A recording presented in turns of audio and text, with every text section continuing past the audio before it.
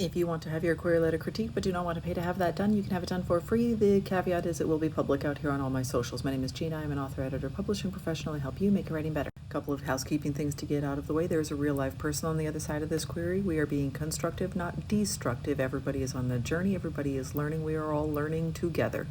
If you would like to submit, you can do so in my profile. The information is there. And also, this person has chosen traditional publishing. They do not need you to come in here and tell them to just self-publish or just go do some other thing with it. They've made their choices. Please be happy with your choices and let them live their own lives. Thank you. All right, so we're going to dive in. Seeking representation for debut novel, Moonshadow Secrets, standalone romantic fantasy series potential. Fans of Kindred Curse Saga will love strong female characters, slow burn, so we understand why we are comping to something. This title at least is breaking away from some of the like romantasy titles that I've been seeing here, so good that we are changing this up. 110,000 words, slightly on the long side, but not crazy. So this is within the realm. So when we are talking about speculative fiction, you can sometimes be up over that 100,000 word mark, and if the rest of this is fantastic, any agent would look at that number and be like, we can shave 11,000 words off of that, no big deal.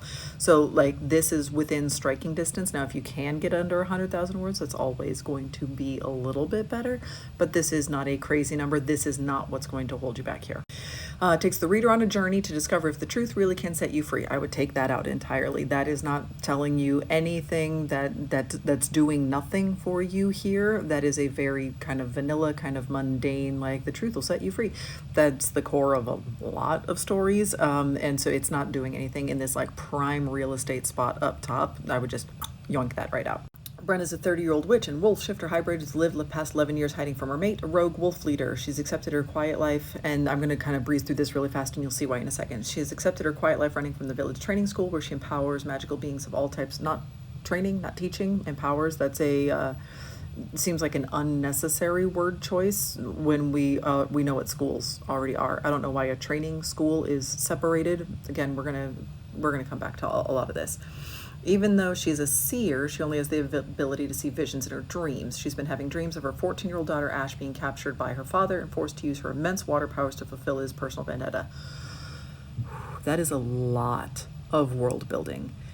That's a lot in one paragraph. So we have that she is a witch and a wolf shifter hybrid. She is married to a rogue wolf leader. She is also a teacher at a training school.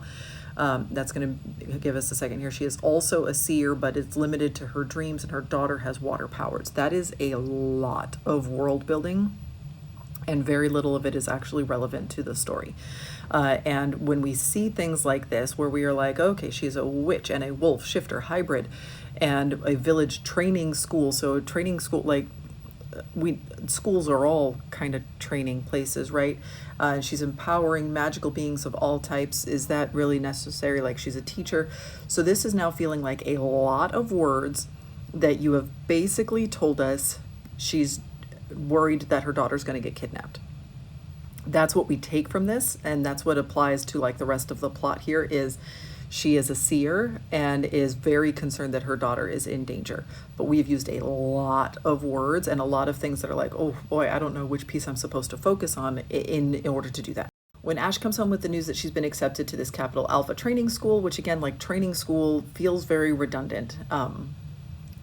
Brenna realizes that keeping her daughter protected became much more complicated. Coincidentally, anytime you use the word like coincidentally in a query letter, it feels like you are going to be using the plot to drive the characters rather than having characters drive the plot. Readers, by and large, prefer proactive characters who make decisions, characters that make decisions that feel very authentic, that feel real. It's like, oh yeah, well, that's what I would do in that situation too. And then the plot happens as a result of those decisions. When you start throwing things like coincidentally in here, it feels like I needed the plot to do a thing. And so I forced my characters to live out the plot that I lived for them. Now, of course, that's exactly what authors are doing, but we don't want it to feel that way. We want it to feel authentic rather than like you have forced characters down this path. Okay, so she runs the only integrated fight school in a divided kingdom as she helps the king move toward his goal of uniting his people. That goal kind of came out of nowhere. She finds it nearly impossible to keep all of her secrets. Ash is more powerful than anyone realizes. The king and her are fated mates, and she is still married to the kingdom's greatest enemy and truth about her past. So we have some pronoun confusion here because we are talking about Ash and Brenna. Who is the king's fated mate?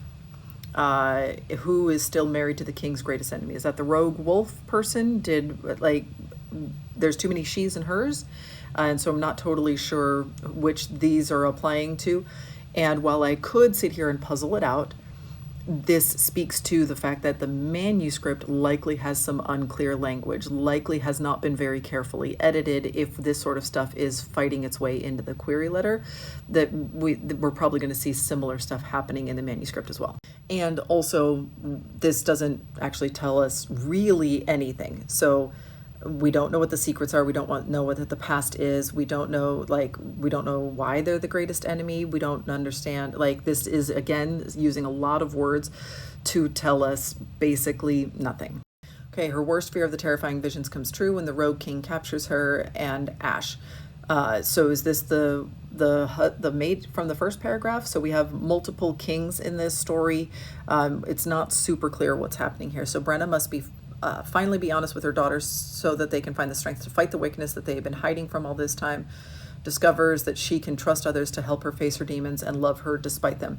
Those don't feel like they're connected to each other entirely. So I thought we were hiding secrets about the daughter, but are we hiding secrets about mom? Is mom being nowhere in any of this have we thought that we are unlovable for our past or our secrets? That has not been what's at stake here. So we are wrapping it up with something that's really, really vague, that doesn't feel specific to this character, that I don't totally understand what is happening. You're keeping too many secrets from me.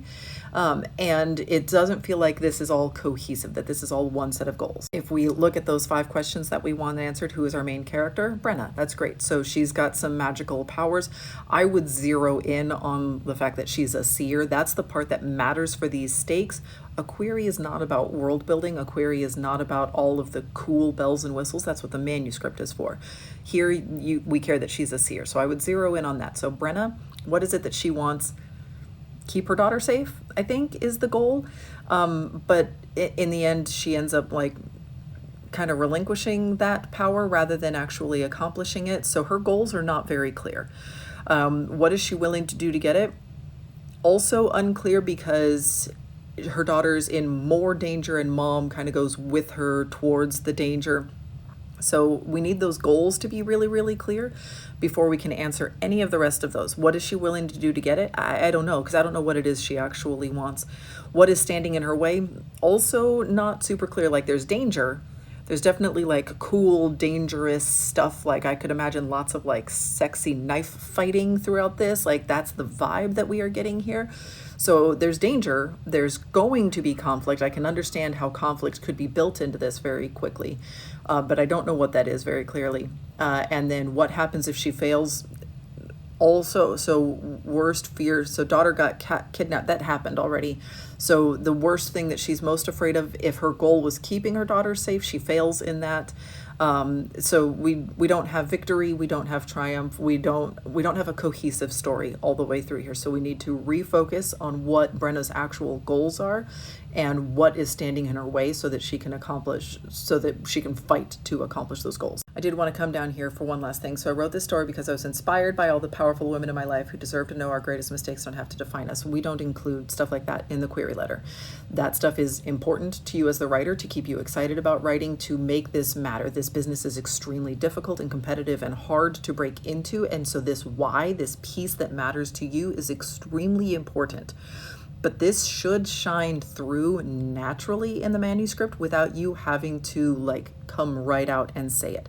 If you are coming out and saying this story is meant to teach people this thing, then the manuscript hasn't accomplished its goal. It hasn't done what you set out to do. It should just shine through on the page naturally. We're going to talk about this a lot in this series, in which you shouldn't be having to state your intentions and your themes and your lessons from the manuscript. You shouldn't be having to say that it's funny. You should just show me that it's funny. Show me that it's inspirational. Show me those things on the page rather than having to state them outright.